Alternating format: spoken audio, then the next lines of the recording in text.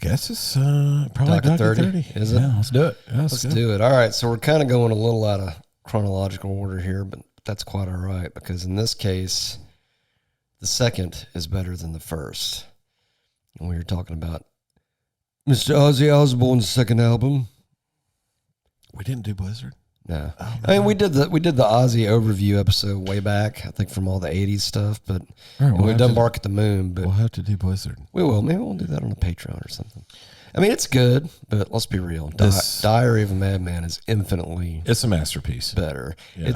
It's the difference in quality between. If I'm going to be real, it's the difference between Kill 'Em Fistful All. of Metal and Spraying the Disease. Come on, ride the lightning. Yeah, it's that level of Yeah. difference. Yeah. And again, not shitting on Blizzard of Oz, it's just saying Diary's so much better. Well, on Diary, you had a lineup of, you got Bob Daisley actually recorded, but I think they brought in Rudy Sarzo for the tour. Yeah, apparently I fucked up all the writing credits because I didn't want anybody to get credit because I wanted Ozzy to get all the money. Oh, they had Kerslake on drums still. Okay, Is it but they Kerslake or Kerslake? whatever. They brought in. Well, whatever, dude. I don't know. He wanted Tommy Aldridge, and Tommy Aldridge wasn't available. Way, man. Old face. But he came in for the tour. He came in turd. for the tour. Man, they went out there on tour. They came in for tour. What? You got to go drop a turd on tour. You know, I had an interesting conversation with a guy last night, a guitar player, and we were Kerslake? No. we were going over What's it called? the fact that You're out of control. he is out of control. It's New Year's, dude. What can I do? I know. He was going over the fact that Jake E. Lee is one of his favorite guitar players. Yes. And honestly, the guitar solo of Bark at the Moon, the song, is one of the most like classic heavy metal guitar solos. Oh, yeah. It's memorable. It's Right. epic. It's got all that stuff. Right. But when I listened to Bark at the Moon and Ultimate Sin, and here was my argument. He was trying to say Jake E. Lee was better. And I'm like, it's not better than Randy. as a shredder. It's different. It's different. And here was my point. The songs on Diary of a Madman are Randy Rhoads. He wrote those songs, and pretty much every song on that album is fantastic. Where you look at Bark at the Moon and you got like two songs that are listenable. I mean, Bark at the Moon's a great song. Maybe three. Maybe three.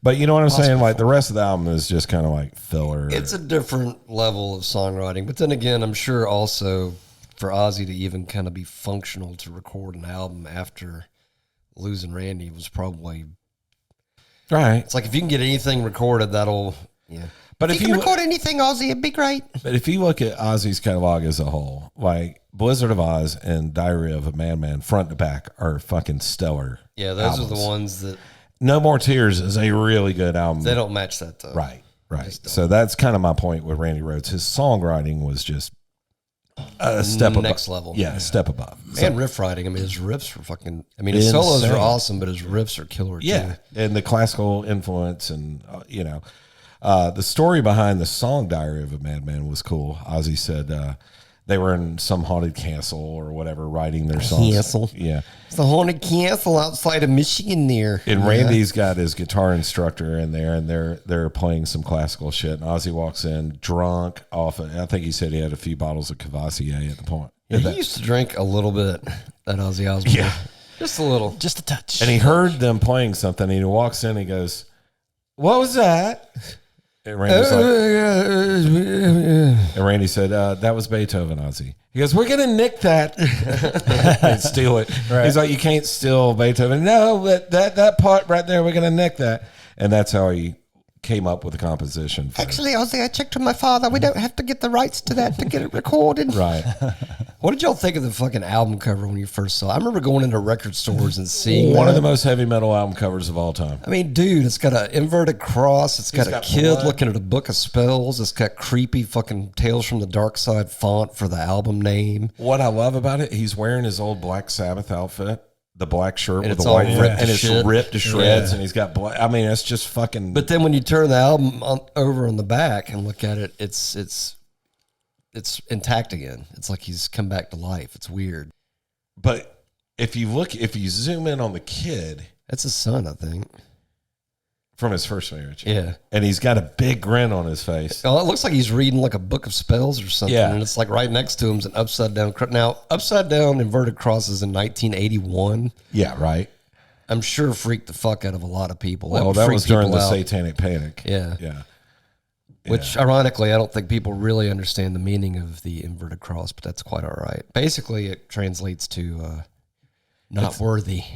Anyway, but the upside down cross, I'm sure, freaked people out in 1981. But his logo, the way he wrote his name with the crosses in it, and the way Diary of a Madman's written. It's Tales from the Dark Side. It's horror movie. It's creepy. It's Yeah. fucking awesome. Yeah. Well, that was the thing about Ozzy, is the whole creepy horror movie What factor. was all right? So my first experience with this album was listening to 96 Rock while I was out in the front yard. I thought I was going to be a basketball player. in the daytime. It was in the daytime. I'm shooting hoops, and I just heard. I want to say, what were the popular songs at the time? Flying High Again for sure. That's the one. But Yeah. it was Don Henley's. Kick 'em with Dirty the Laundry? up, kick 'em with the Dirty down. Laundry. And then all of a sudden, down, down, down, down. Oh no. I was like, what the fuck is this? This is awesome. And it was Ozzy. I used to just think I always thought his voice had like a weird, almost, I don't want to say demonic, but kind of a weird evilosity to it. It's very hard to mimic. That's for Yeah, damn nobody sounds like Ozzy Osbourne. No. Let's see. Betty Davis eyes.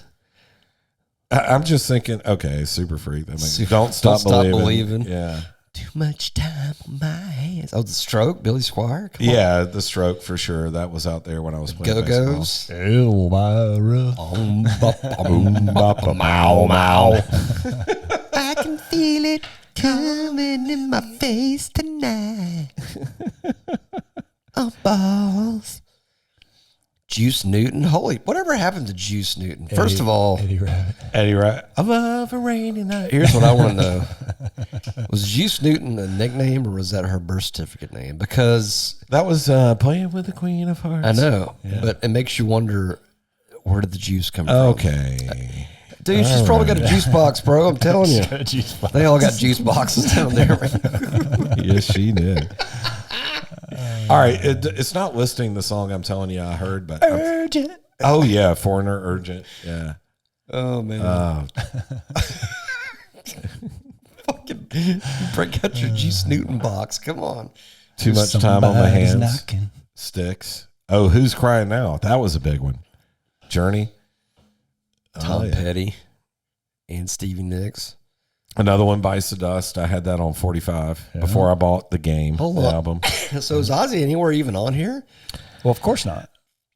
Now, Hot 100 singles? It's probably at the very bottom. It's got to be because No way. they got to at They're not least putting include Ozzy on there. Treat Me Right, Pat Benatar. Come on. She was that like, album sold gold, though, so he had to make the charts at some point. he was probably at the very bottom of the list. That was October. The when it Beach came out. Boys medley. Because Billboard Whip it. was Fucking Devo.